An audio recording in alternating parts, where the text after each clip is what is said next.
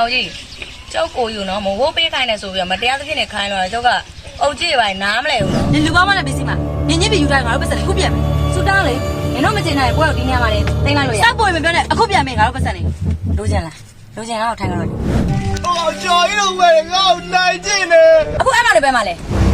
ငါနေစီသားမှာတိတ်ခါကြလို့နင်လာအောင်ငါလုပ်လိုက်တာလေအေးဒီမှာရှိတဲ့လူတွေအားလုံးကနင်ကိုရေကိုစုပ်ချင်နေကြတဲ့လူတွေကြီးပဲငါနာမည်ပစ္စည်းရဲ့တစီလည်းပဲရှိရဲ့နင်တို့ခေါင်းထဲမှာတသိချာချာမှတ်သွားကြားလား